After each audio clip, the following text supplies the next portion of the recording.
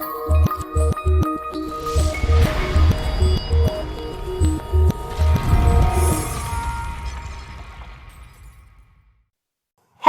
I'm Ayanna Perkins. I am a clinical placement and induction coordinator at the University of Memphis.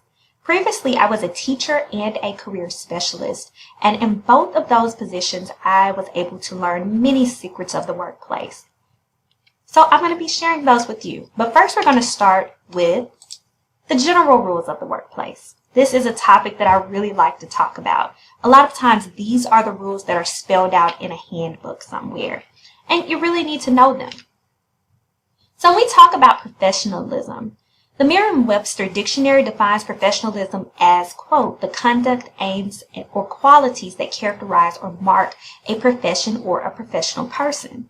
It defines a profession as a calling requiring specialized knowledge and often long and intensive academic preparation. So when we think about professionalism, this is pretty general, but the overall idea is that if you have a certain level of education, if you have a certain calling, then you have to act like it and you have to present yourself that way. So there are some general rules as it relates to business etiquette, and we'll go over that first. So you always want to understand the needs of the person to whom you are reporting. You need to know the needs of your supervisor, and you need to anticipate any future needs down the road. I remember working at an internship, and one of my supervisors told me and told others that you want to come with not only the problem, but also the solutions that you come up with. You do not want to always come to a supervisor with problems. And when they have a certain way of working or a certain way that they like things, it is incumbent upon you to learn that. That'll go a long ways. Then you have to respond to communications promptly. People used to say within 48 hours. I would say in this type of environment that we're in, 24 hours is what you want to shoot for. You also want to respond respectfully. So sometimes people think that shorter is better, but it is important to, especially in emails, and we'll talk about that in a second, make sure that you come off as respectful and pleasant. You want to also respond in the medium that you received it. So if someone calls you, especially if the person is of a different generation, they expect a call back. So you want to make sure that you call them back. If a person texts, that is depending on the culture of where you work, but you may want to text them back. There's a reason why they responded in that way. So you also want to learn to navigate the organization's culture. Watch and learn first. That's going to be very important no matter where you go. Avoid romantic relationships, derogatory language, and inappropriate touching. Typically, none of that is okay. So you want to just make sure in general, wherever you are, that you avoid those types of experiences.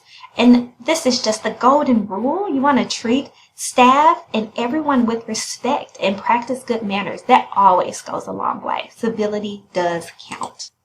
You also want to make sure that you cultivate a strong and clear speaking voice. You want to make sure you enunciate your words. We've already talked a little bit about the language, but you want to choose your words carefully.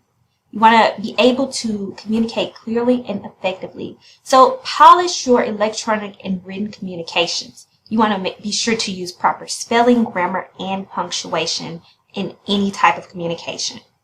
This is important, this last bullet. Avoid interrupting face-to-face conversations or talking in front of others or leaving long voice messages. Those are just general no-nos. In the environment that we're in right now due to COVID, even if you're online, there are some things that you may do that may actually throw people off. So if you answer a call and you're actually in a Zoom call, then be sure to turn your video and your sound off so that everyone is not a part of that conversation. We'll just briefly touch on nonverbal communication. So professional dress is very important, even on Zoom. So you want to make sure that you're always well-groomed and you put your best foot forward. It does make a difference. You will stand out doing that, even online. Introductions, you want to make sure that you know the proper protocol for making introductions depending on the culture and the environment of your workplace. Handshakes right now are not appropriate, but after COVID, you want to make sure that you practice that handshake. You want to have a firm grip, direct eye contact, and good posture. There are certain expressions and gestures, especially online, that you want to make sure that you're mindful of. Facial expressions and body language are nonverbal communicators that let people know that you're either interested or disinterested in what they're saying. Behaviors are also important. Again, you want to make sure that you're respectful of others' feelings, space, and belongings. When it comes to email and social networking, it's important to just generally ensure that you've covered certain protocols. So one is that you want to make sure you put the direct recipient who is supposed to be reading the email. Don't just put everyone in the to section, because sometimes other people just need to be on the message, but you're really directing it towards one person. So be sure to cover that. Always, always, always include a subject. You want to establish a professional email address. So hotbaby99 or something like that is not appropriate. And typically, people like to see if it's your personal email, first name, last name, @Gmail. At this point, we're professionals. You probably already have established that. You want to include a greeting. Be concise. Avoid emoticons even if the other person uses it. Don't abbreviate. Avoid typing in all caps because that's screaming. And then include a salutation. You want to be sure to proofread and use spell check.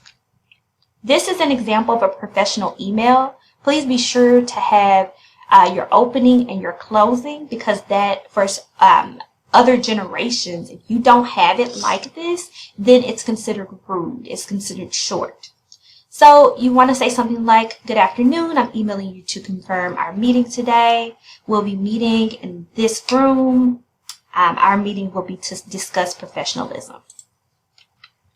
So we talked a little bit generally about general rules. Let's talk about the secret rules. That's what we're here for. So there are many different company cultures, and some company cultures thrive. They're the best places to work. They're constantly on lists showing how happy people are when they work there. You want to find the place that works for you. But there are some cultural differences that you want to keep in mind. And sometimes professionalism in the workplace, or what's considered professional, is actually something that is contrary to your beliefs or values. So different cultures have different expectations of professionalism as well. So punctuality in the East versus the West is completely different. So you may be able to take your time in some other countries. You're not expected to be right on time. Whereas in some countries you are. You absolutely need to be there. In fact, you need to be there 15 minutes early. That's an expectation.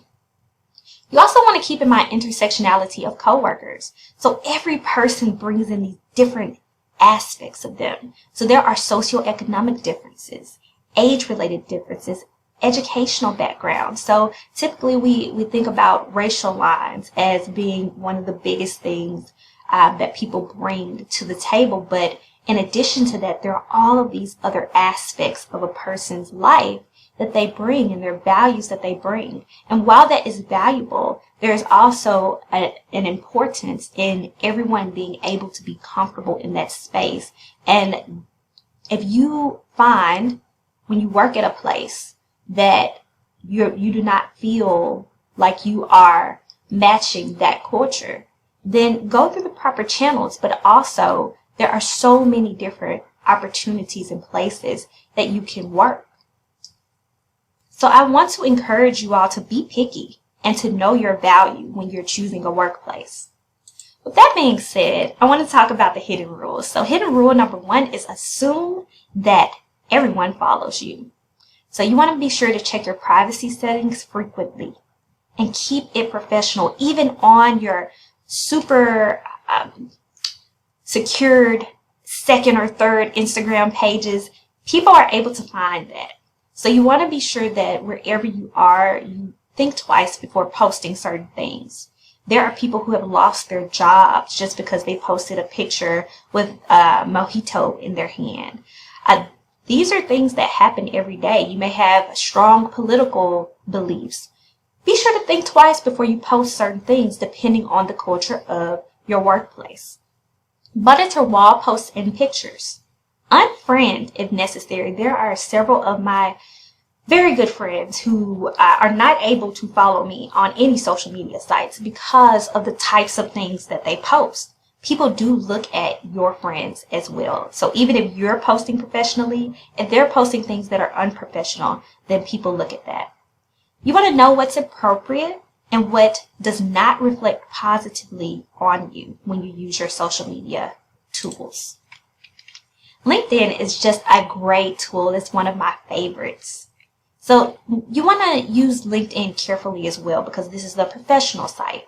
So use introductions carefully. So when you ask for an introduction, be strategic with it. And when someone asks you for an introduction, you want to be sure that you can vouch for them because your reputation is on the line as well.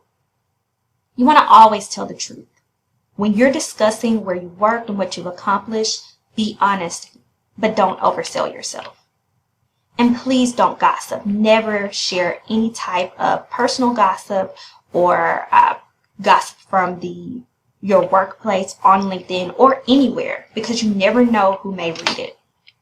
And you want to make sure that you are professional. LinkedIn is not Facebook, it's not Instagram. It is a professional networking site. For phones, there are some classic mistakes, even online, so please don't multitask. Turning your phone on vibrate, people can still hear it. So just be sure to just not be on it. Participating in lap reading is also, especially online, something that is aggravating for most people who may be having conversation because they can see you doing something on your phone, even though they can't see your phone itself. Extended holds.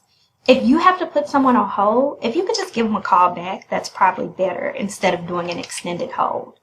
And then talking on the phone in front of others, we've covered this, but you want to be sure not to do that.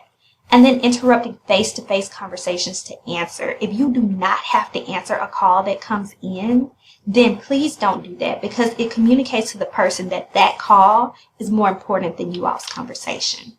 And then multiple text messages. If you're texting and it's a professional piece, please just keep it short and send it once. And if you have to send multiple, then send an email or pick up the phone instead.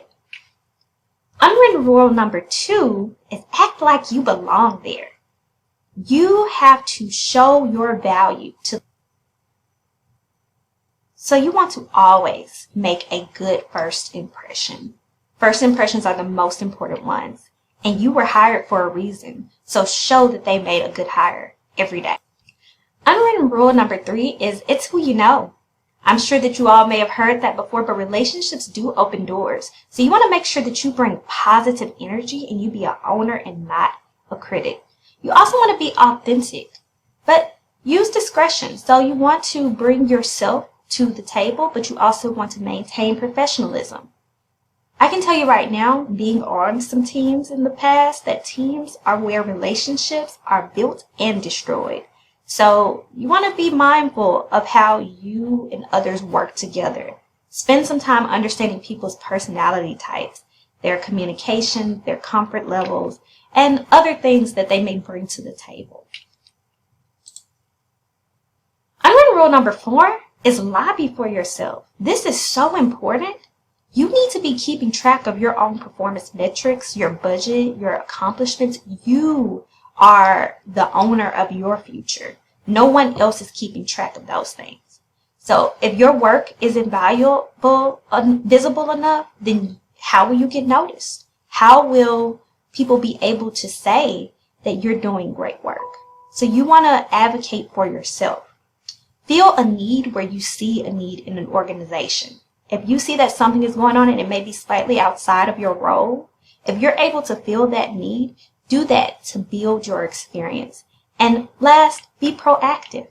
Always, if you are able to get ahead of a situation, do that. That stands out.